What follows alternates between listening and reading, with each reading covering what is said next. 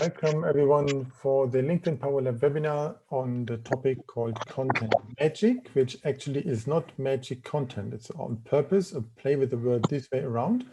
And this is the way how I would like to handle it today. We'll talk what that means. I will actually mute all of you. Servus Karl, see you joining as well. So that's good. So then when everyone is muted, it goes a bit better for me speaking. And what I will cover for today is first about myself, for those who joined for the first time or not in there for a long time. About myself, my name is Gunnar. I am a social media consultant. I'm a big fan of books, as you can see here as well. I wrote some as well, some 22 for this year. Looking forward, which will be on the book for next year. And I also, I'm blogging about social selling every Monday for 144 weeks in a row. Created 2 online courses. And also, I'm very happy to have some of you there who I know for quite a while, a couple of years, and even those like Claire who invited me to their podcast. So that's a nice one.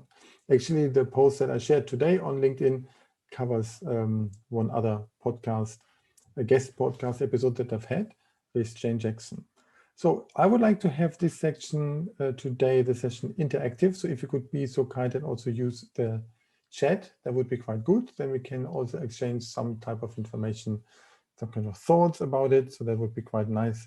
And I have these meetings once per month, and there we usually, actually we are quite interactive on it. So topic for today, content magic, not magic content. So how did I come to this one? The idea of this was that I would like to cover the magic around content. And that means first thing what we need to do is to prepare our writing, that it has a bit of a magic in it. And there's also a magician approach in order how to make that happen. Second topic would be sharing material. And then the third one is compare with analytics. Those of you who know me a bit longer, then you know that I have a big passion for using the same letter on all of these 3 topics typically, but here I have it on the same ending: prepare, share, and compare. We could add care, for example, but didn't work this way. So prepare, share, compare. Each of them have a couple of slides, and then we will summarize it. And there will be questions for the audience. So let's go on. First of all, prepare. And the question to every one of you in the chat, let me write it inside of the chat. When do you typically prepare your LinkedIn content for the week?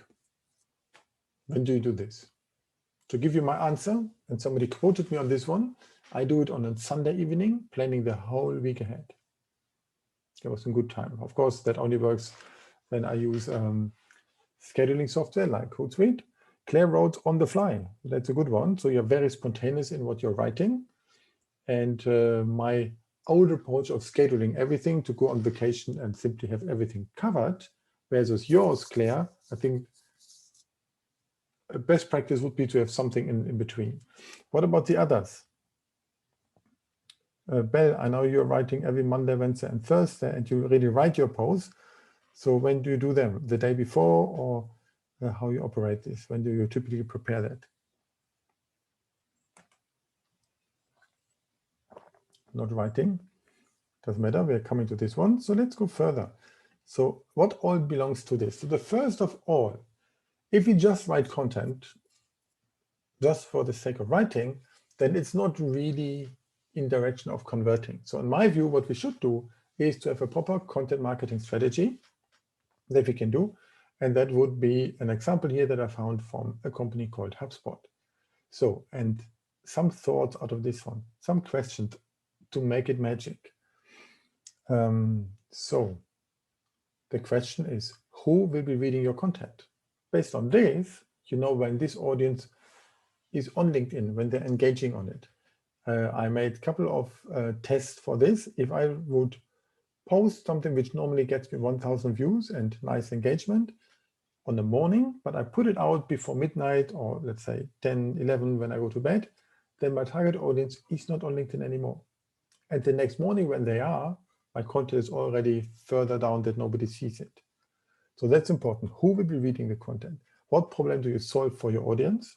What makes you unique? And that is a lot on the magic on it. What content formats will you focus on? You cannot be same active on all channels. You cannot be same active on putting videos and stories and posts and everything. What channels will you publish on? So here we talk LinkedIn, obviously. And how do you manage the content creation? How will you publish your content? Just feeds, just some questions, feed for thought. So then another one would be the actions out of this one. To say, you need to define your goal, what you would like to accomplish on it. You would run a persona research. Who are those people who you want to engage on it? People often say, I would like to find customers on LinkedIn. Good, but customers need to see the content. Maybe not just from you, but you need to engage with those people who are maybe advocates for your audience. So there's a lot to this, to the right persona research. You can also run a content audit to look, what all do you have? What type of content is around you anyway? If you take those who are providing and creating a lot, like Claire, with all of your leadership coaching expertise, you have so much. But what of this really makes sense to take? You might want to have a content management system to have everything sitting in there, to brainstorm the ideas, determine what types of content to create, and then you need to publish and manage the content. So it's a couple of activities when it comes to that. Here's a video insight as well on that website. So then when you get the slides, go on it, have a look. It surely worth to watch that. So the whole content strategy is a question of content marketing, because whatever you're posting, you are marketing. Marketing is talking to an audience. Sales is talking to an individual, if I take it in a black and white approach. So first, it's all about the marketing. And when you have these thoughts together, then you can put it into a social media calendar. So that's the one here from Hootsuite. That's also written on the post there above. Example from 2020, where you can put it like a Google Sheet easily, what type of content, when it's published, and how you track this. It's one approach to track also, which is good, instead of just posting and then do nothing. Because the best content, when there's no engagement, then it's not working. So you need to ensure that you get the magic around that. So you can even turn an approach of social listening in it. So let's take this, and Paul, as you're a marketing expert, you know this very well. You take the whole funnel management in it. We start from tofu, the top of the funnel, and go to the middle of the funnel to turn it from marketing to sales, and then to have customers in a very simplistic way. Of course, the stages can be more to have also not just a customer, but a retention and upselling, all of this one. But just starting from this. It has for me two flavors. The first flavor is I cannot post something good when my profile doesn't look accordingly. People would wonder, who is that person who got the content, and when it doesn't engage, maybe because my profile is not worth anything. So then always ask yourself, what do you do to help whom to achieve what?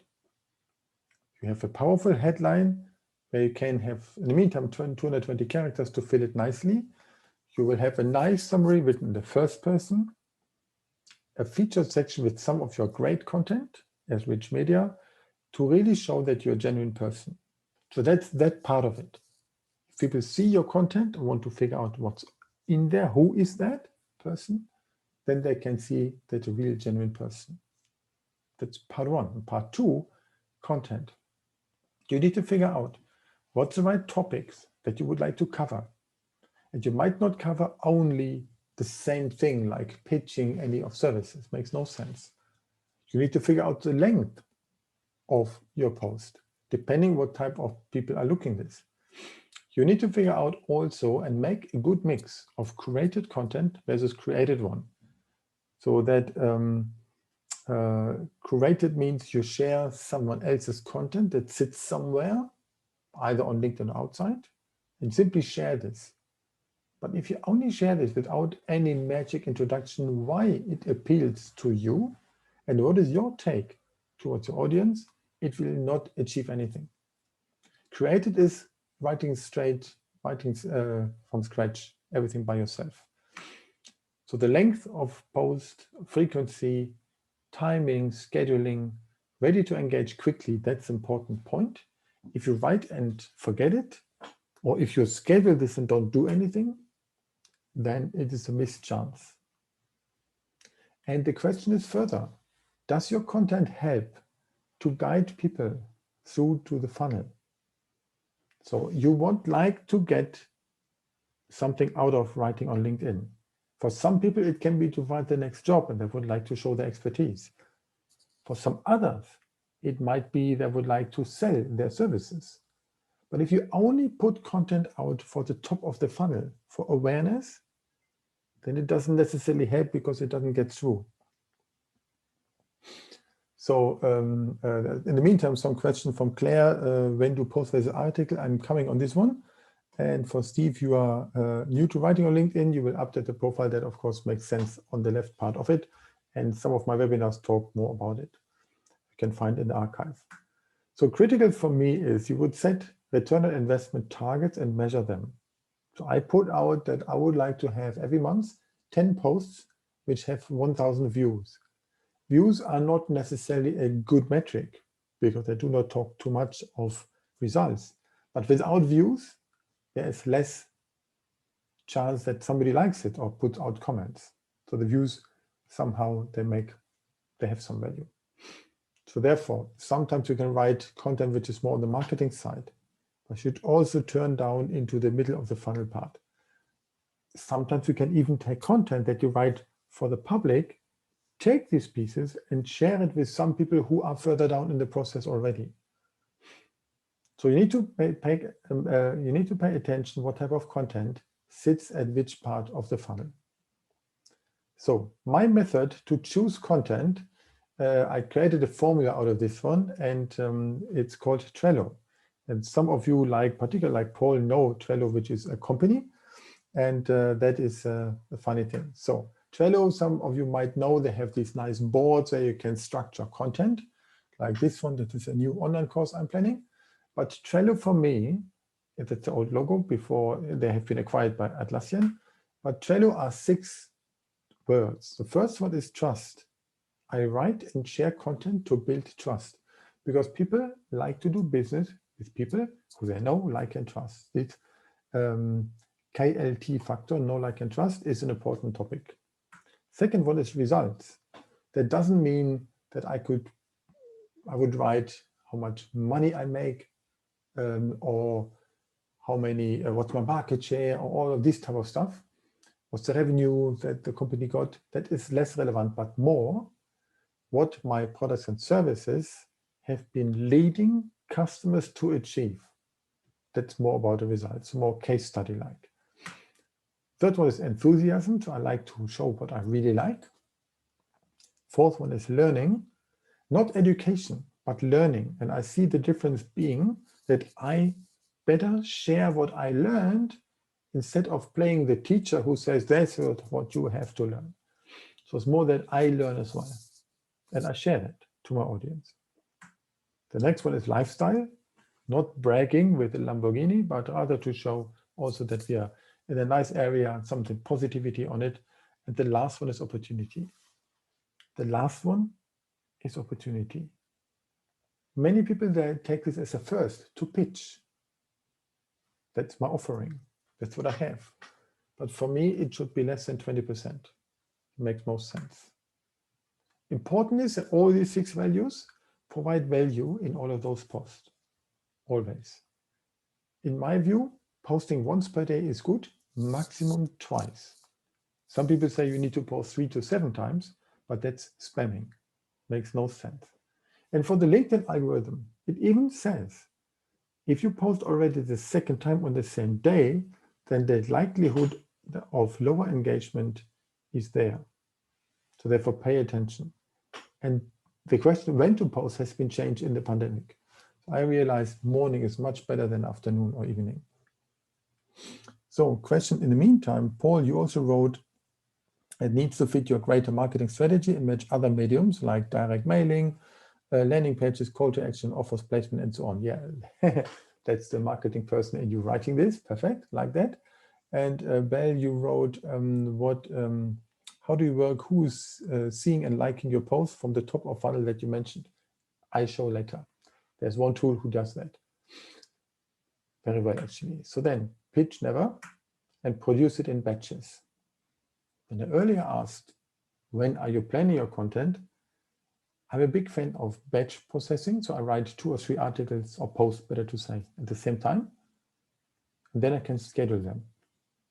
Because then I'm once in the habit of writing the process instead of 3 times. That's much better. And for those who know how I put the words together, you can see 4 times P here. That fits typically. So that's my method, how to choose content. So imagine we have our idea. We know who our customers are, who we would like to serve along the lines, and so on. We have our ideas when we post it, but the question is what? So how can we share that? So therefore, Belle, before I go into this, you ask about the acronyms. No, I will not go into this. LP is landing page. That is part of my new course. CTA is call to action. And the other terms would be EDM, which is electronic direct mailing. It's not part of this one. That's normal marketing 101. So sharing. Question to you. When do you typically create your content on LinkedIn? When you write it. Not when you prepare what I had before, but when you create it. Mondays, Wednesdays. When do you typically create your content on LinkedIn? So for Belle, I know you do it on Mondays, Wednesdays, Fridays. When you write it and you basically do it on the same day or the day beforehand. Anyone else? Typically, are you good on typical weekdays? I create content, and I mean not sharing, but just creating it. I create content on Sundays for posting Monday, Thursday. So anyone, it could be that some of you are different, but you create mornings on 7 and Monday and Wednesday. That's a good one. Yeah, Claire said you need to have a good creating habit. Habit is here, that's my last name. And Paul, you also said something happens overnight in the industry, you would like to beneficial to get into the news. That's correct. Therefore, you always need to have, let's say, maybe a third or something like this, or at least 20% of your plan that you can react into what happens. And sometimes it happens. So that's a good one. So it's a mix of planning and being reactive. Not only reactive, but also spontaneous. So what I want to do is here on the idea of sharing, I'm a big fan of using content from somewhere else as long I can add something on it. I call it curate with magic intro. We all want to ensure that the audience is seeing your post. So if you only share from others, it does not really help. On LinkedIn, what does not do well is if I would take a post from Paul, which he has done on LinkedIn, and I simply share this to my audience without any comments. It's totally depreciated. The algorithm of LinkedIn doesn't like that, which is fine for me. But if I do it in a way, not like here, Gifford Thomas, he only shared it further of this post, might be a nice one, but nothing's going on. He doesn't share what's in it for him and for the audience. It rather looks like even advertising. So then the other one would be, solution would be compose an enticing begin with questions to dive in. So here you see at the example what I've done. I asked a question in the post. The post itself is only hidden behind an article. And that got me 5,270 views, 10 times more than the original author of the post has in his network. Because I start with a question, I gave my comments on it, I showed what I learned from the piece of content and why it's relevant for my network. I even tapped into areas at that time from artificial intelligence and machine learning, which was good. I used the hashtags so that it's actually also useful. Got me 134 likes and also 39 comments, which actually worked quite well. That's a good one. So benefit is you can just take something that sits somewhere else, but you add your own sense to it. You can become known as a writer despite you're just curating. And as you take some context, so some text from someone else, you can reach a wider audience with it. I will show a nice example later.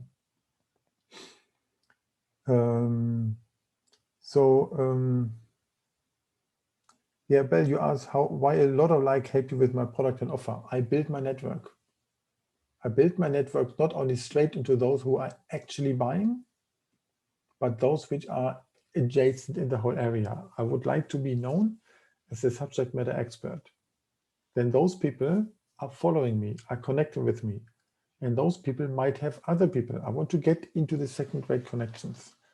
And content is the only way how to do that. So, writing what matters. How can we compose posts that we get engagement? The tricky thing is most people write their post totally without a structure, just writing down, not necessarily leading to engagement. Look at this example I've done myself 3 years ago. I wrote a couple of lines about a pitching event which I attended from the New South Wales Business Chamber. The light is not good there. I asked actually the people if I can show the picture who's there, so at least personality is covered, but it was just 7 lines of text. No call to action, nothing about it, didn't really work. So therefore good learning to do this better. So what I've done now, I looked into more of a storytelling post formats. I enjoyed going to events or to attend webinars, so that's a good one. And then I can describe it easily. So this was an event from HubSpot, former country manager Dave Shepard on the right-hand side, and he invited Graham Hawkins from Sales Tribe, the one with a black t-shirt talking. That was a great chance to mingle with many people, don't have at the moment, but I've been basically sitting there with my smartphone and I've been typing what I learned, what I listened, straight into LinkedIn. That's it. I didn't type it on anything else. That I write it in a way that it looks good on mobile. You observe that all these 7 points have empty lines in between because the flow of reading is much better. And I started with a statement.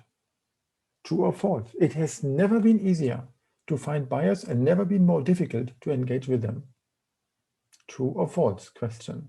And at the end, another question. What is your key takeaway from the session, which have been attended by 120 people? That was a good one. And particularly, those 2 gentlemen are great networkers. So I tapped into their network by being one of the first to write about the event while the event was still ongoing. So that was good. Showcase what you learn with an outcome, and that adds a lot of magic to it. So I got the perception as a value creator to drive engagement. And I could gain connections from each post because as well you just write. You ask just, do you then connect with the second-rate connections? I do.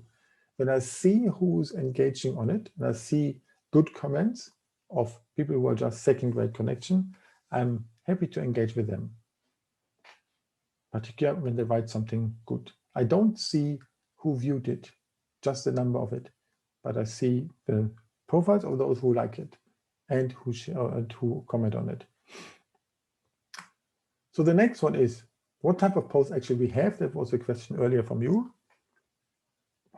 So the typical bread and butter post is a post with images.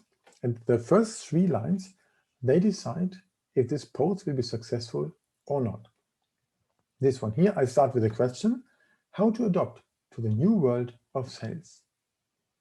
And then I need to write it in a way that these 3 lines, and you see on purpose the second one is free, so it's still 3 lines with an empty line. I want that people press on see more, then they can see what's in there. And it ends again with a question. It has 3 to 5 maximum hashtags in there. I tag sometimes people, but I don't overdo this. So now in the meantime, posts can have 3,000 characters, about 500 words.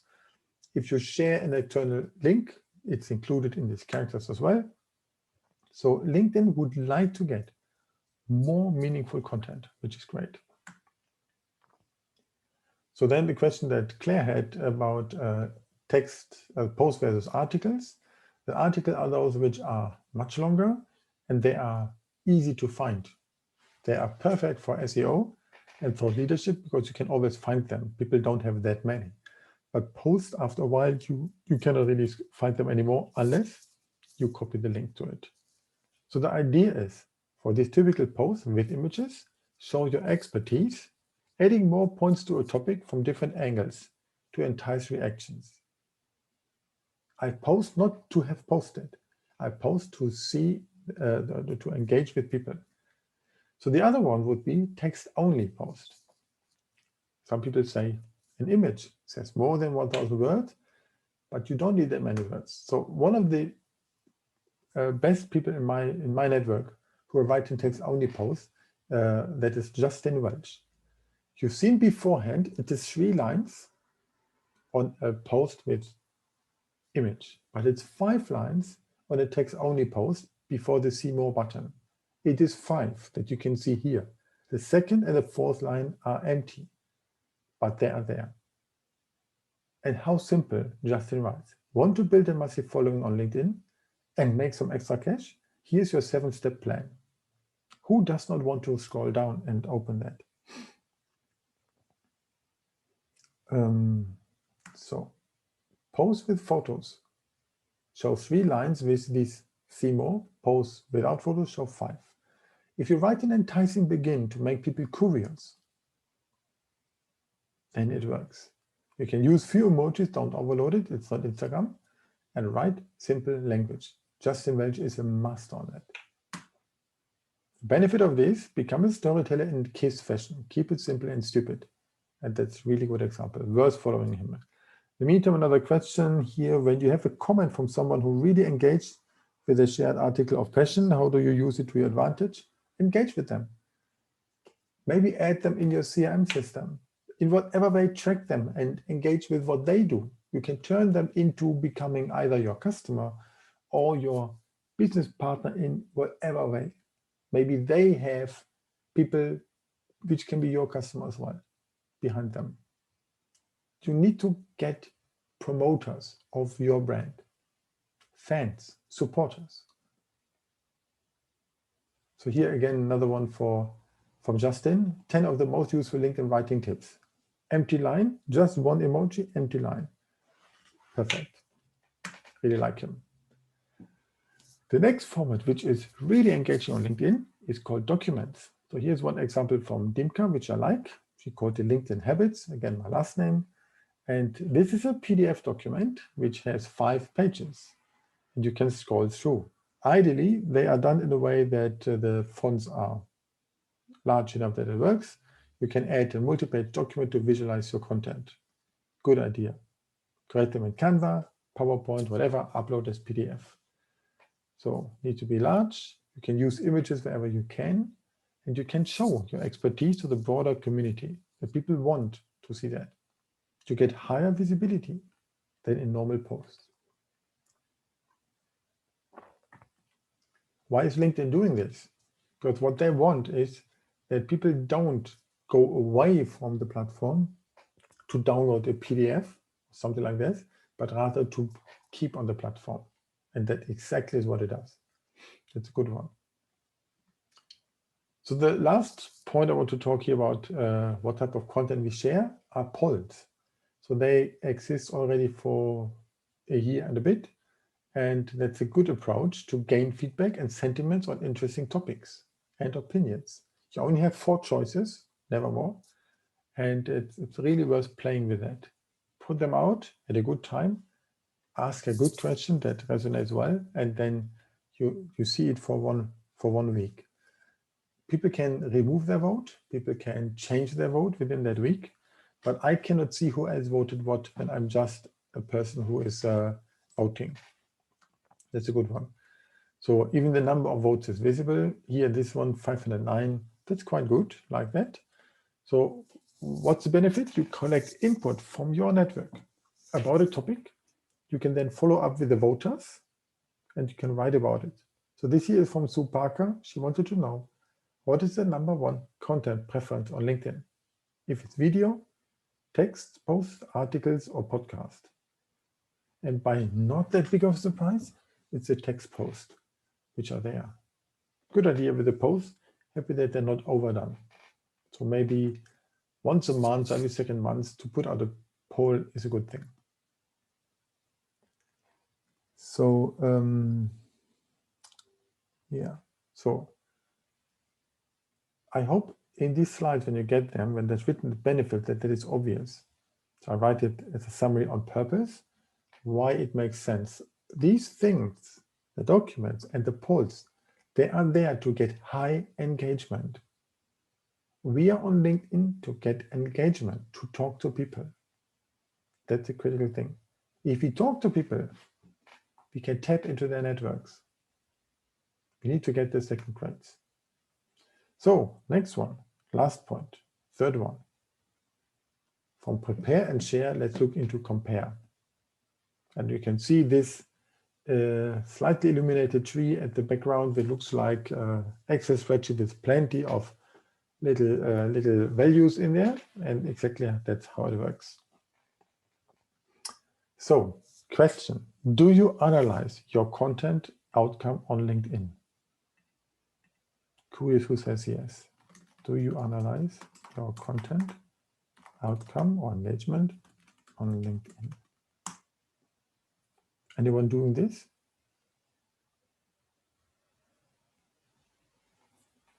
Yes, Paul, you're a marketer. Of course you do. You cannot put an activity without checking it. Otherwise, you do not know the return on investment. Steve does. Good one. So what I mean with that is, first of all, I would like to see not only who views my content, but also who views my profile. So here's an example from, I think it was maybe 2 years ago. And you can see here, LinkedIn Premium shows up to 90 days. You can see every person who viewed your profile for the last 90 days. So if you see this and you can figure out some people are not your first grade, please watch their profile, engage with them, connect with them. They might have a reason why they view your profile. That's good. The question is, why did I jump so much over here in October, November? That was 2019. And the reason here was because I changed my content strategy. I added more topics on it, like cybersecurity, artificial intelligence, and I wrote and shared content about those topics, partially out of people from that area, from that profession and industry. So I wanted to tap into the network, and it worked quite well, constantly going up. So that makes sense. The only thing, LinkedIn Premium costs a little bit. So in the first month, first 30 days are for free. Otherwise, LinkedIn Premium costs $39.99 Australian dollars, and you get who viewed your profile in the past 90 days. And even you can save searches, and you have unlimited search compared to the free one. It's really worth to test it for 30 days, and then you can see what you get from that. If you already have great content out there, which is engaging, like Bell, what you have, it would be so good to figure out who are those people who see and view your profile, because today you don't see that, only the last 5 people, but not the last 90 days. So then Steve, if you start with putting out content, for you it's too early. There's not that much to analyze. So that we need to be aware of. It's really worth it, because behind every person who views your profile, there might be a reason why they do that. Here's an example. That's the highest engaging article I've ever had. So you can see it was a post which actually came out of a content I found from medium.com. It is an article called 8 Habits of Quiet Winners. It got me 143,000 views, which is amazingly high. Normally I'm running maybe around 1,000, 2,000. I had a couple of 10 to 30,000, but this was outstanding. It was April this year. Why was it so high? Good question. Anyone a guess?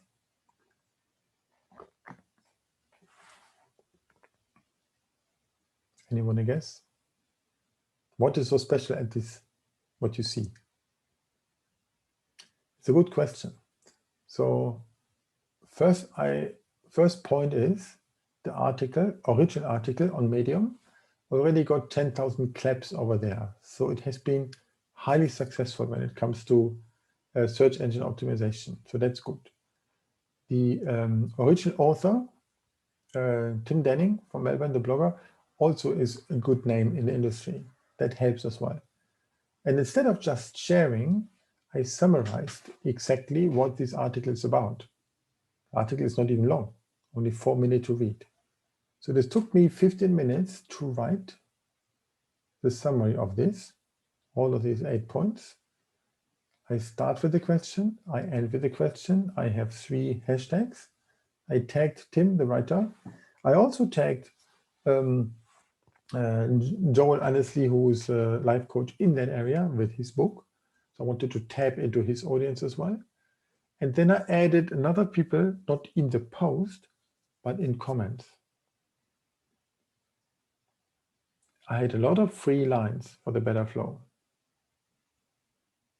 I tagged Tim. So that all worked well. I started at a good timing. Sometimes so quite early, I like my own post. Then I dislike and like it again, which helps the algorithm to post it even further. It could be that the picture also has certain contribution. For me, it's a bit questionable, but could be, not sure. But that was a really nice example. So I wanted to analyze about that as well, going back into what we see here. So this type of peak that I've seen back then 2 years ago about the who viewed the profile, of course, I had quite a peak there as well. Don't have the screenshot, unfortunately. And yes, to the question that I got from the chat, is this only for the paid version? Yes. That's why LinkedIn has a difference between paid and free. Paid should get something more, what free does not have. And there's no reason why free should get that. But that is a real big differentiator. There's no reason on earth why LinkedIn should do everything for free, or any company on the planet should do something for free. They are there to earn money and make profit, to have research and development, that we can have this great platform. So I analyzed this article and wanted to figure out what's the magic there. So I looked into the audience. Nearly at the end was 138,762 views. 434 people are from Amazon. That's a lot. There are some even from other consultancies that you can see here, Ernst & Young, for example. Many salespeople were there. Good. Many people from India. That's funny. Even from New York. Very interesting. Sydney is there, part of it. Good one. You can get a little bit down the track as well. But for me, what came out of this one was a completely different one. I've seen here 25 reshares. That also shows something. There are people who found that as very valuable, and then they share this. That's a good one. So if I go further, then what else we have? I looked into this article, 8 Habits of Quiet Winners, commenting. What really counts within the first 2 hours of posting, you need to comment on the first reactions. The first 2 hours count. So therefore, question from Steve, can I get good engagement by using free version? Yes, when you have a network which is engaging. You need to build that. And you build this by yourself, engaging on others as well. So keep the conversation going. Answer all comments, maybe except those just one-liners. So then the next one, connecting. The 25 people shared this post. So no idea who are the viewers. We don't get that. but we get those who share the post further. Apparently, it means something for them. So I watch the profiles of these commenters and of the sharers, connect with them with a personal invite when suitable, and then to find out about the secondary connections. Third one, and 3 columns all with a C, typically what I like, converting. So I wanted to find out, how can I help those new connections? How can I communicate directly with them in LinkedIn messaging? Can I use voice and video to disrupt their text-based messages? So this big post, which has so much of people engaging with it, it is like getting leads for free, chance to talk to people, to figure out what they want. I can share them something similar. If I had my own hashtag and have one, I can do this as well. So you can really do conversion activities on such a post. The question would be rather how to get started to find a post that is engaging so much. And it takes time, but you're getting there. It's all good, getting there. Bell, you asked if I have my own hashtag. I have 2, depending what it is. On Mondays, I have Social Selling Monday. On Sundays, I have another one. I don't have a hashtag with my name because my name doesn't is unique anyway. So next one. We can further analyze. There are tools for social listening, but there are also tools for social media analytics like Shield app. And it would figure out what people are looking for. It would figure out here in this example, when a certain term, a certain keyword that I'm following, a hashtag, whatever, has a high mentioning. So that is something that's important as well. So, by the way, question, Paul just got me on an idea. Do you see the slides big or small? If anyone could shortly comment on this one, because Paul, you see myself larger than the slides. It could be your settings, because normally it should work. So my Sunday hashtag was Sunday Habits with Gunnar. What I want to say on this one here, mentioning the volume by day and week, if you know by when your audience is engaging, then you know by when you should post. So brands are using this. Take an example of a company who creates headache medicine like aspirin from Europe or whatever others, doesn't matter. So then if people are writing on social media something like they have a hangover or they don't feel well and they have headache, something like this, typically they write this more on a Tuesday than on a Monday, Tuesday morning maybe. So then this is when these brands would have content on it. That's important. That's an important topic. So analyzing your content is good to figure out what you want to do with it. Shield app is rather an inexpensive tool to get that. It gets you all of the list of your own post and how much is engaged. That's a good one. So then next one, summary. What I would like to summarize from whatever I talked today, I know it was a couple of slides. We first look into preparing content strategy. What's the publishing calendar? What's the funnel consideration? And how to choose content. My method is called Trello. It's 6 types of letters that I have. The next one is sharing. You need to ensure that you do a magic introduction to really get people into your content. The first 3 lines, they count. For text, only post the first 5. Use storytelling formats. Choose which post type makes sense and add documents every now and then because they're much higher engaging. And the third one, figure out who viewed your profile. It truly makes sense that you know who you can engage with. You see those people who are liking your content and who comment on it. But you can also see with who viewed your profile when you have a premium version, who are those people who run to your profile. That's good. In my view, for $40 a month, it's nothing because we behind just one person per month of those who watch your profile could be a customer, typically more. See it this way. For some business, you need to buy leads. You need to place advertising. It's just $40. It's nothing for that. And I guarantee, if you already run content, you go to the premium version just for this, for 1 month, which is free, costs nothing. You get so much value out of it. But then you see who's interested in your stuff. Look into the audience. Look into the analytics. Figure out the engagement. Post and forget doesn't work. You need to be on that.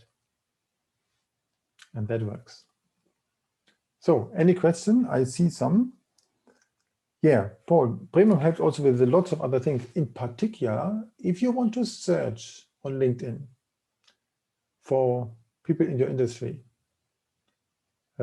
Stephen, for example, you are in financial services industry. If you would like to search for people, you search a lot and you have a free version, then LinkedIn says, hey, you should not do this.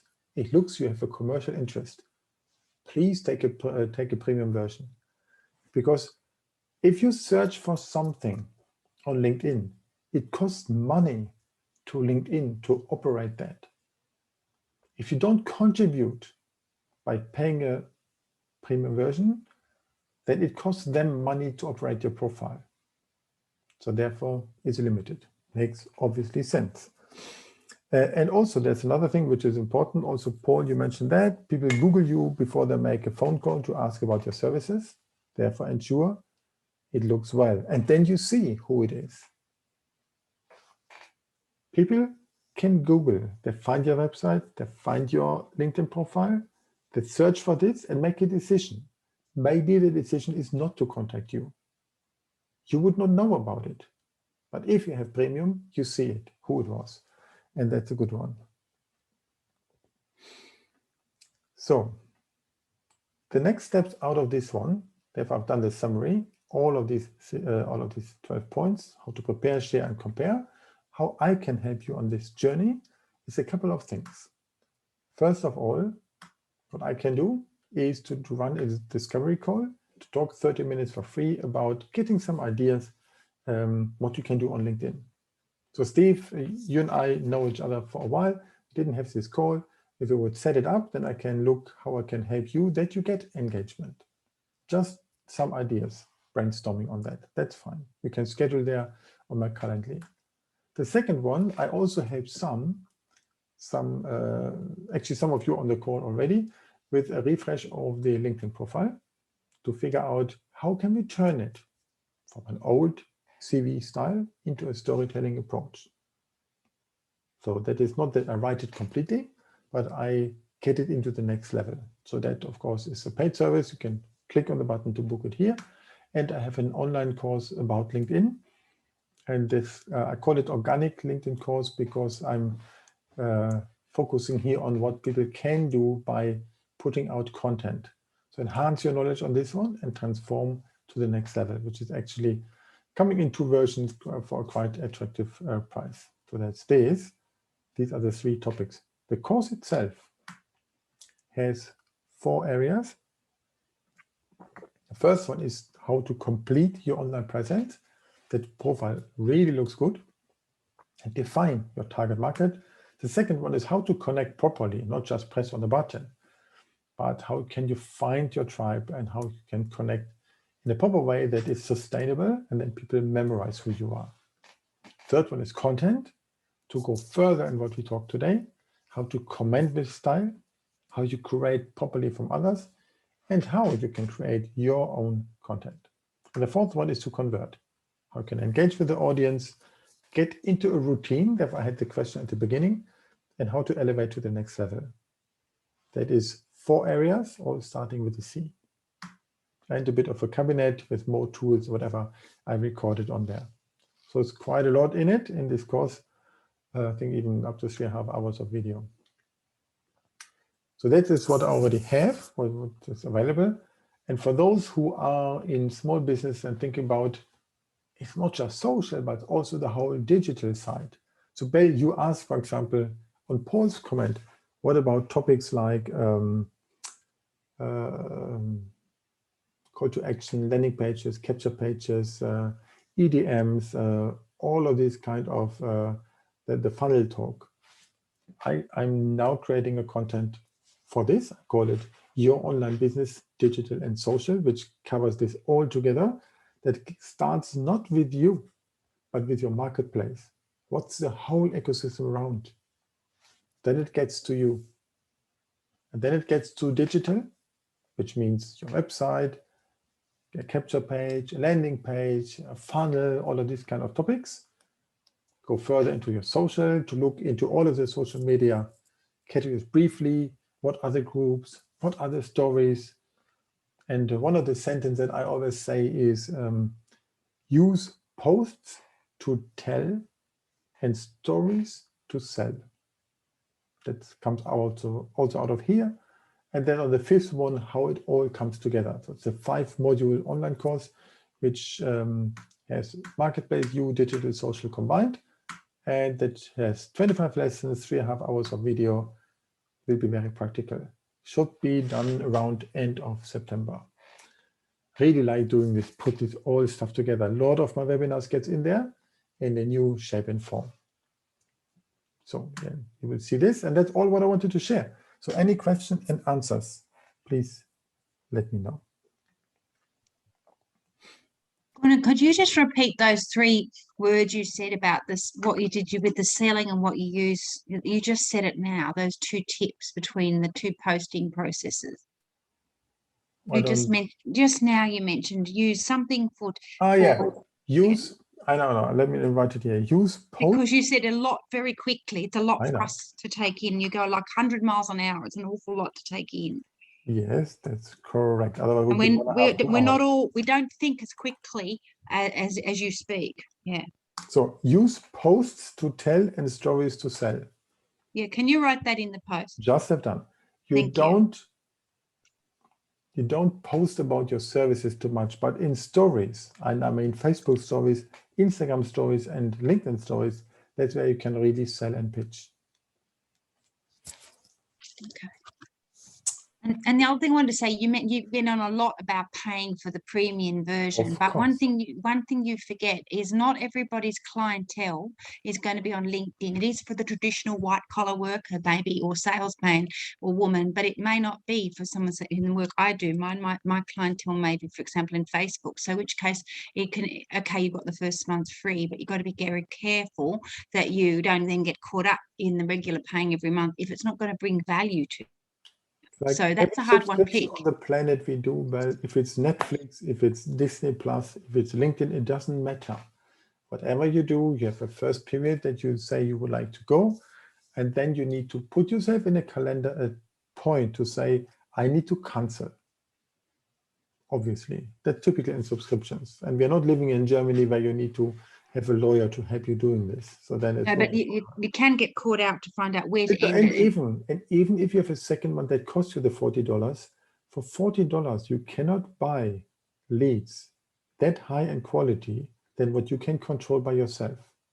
If you share great content that apparently is relevant to people, you need to know who are those people.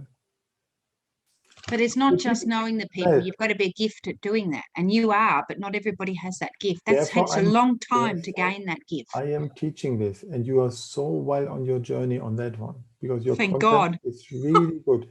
So this means if you go for this 30 days for free, you would see who is looking this, because the issue is in some industries, people are writing their business challenges and concerns, particularly on the B2B space.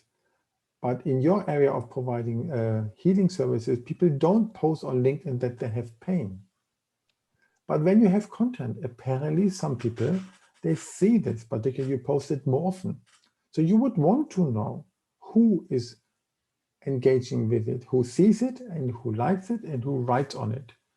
If you put them all together, those people, get them, write to them, ask them to join your email list. And those might not have a problem, but their friends might have.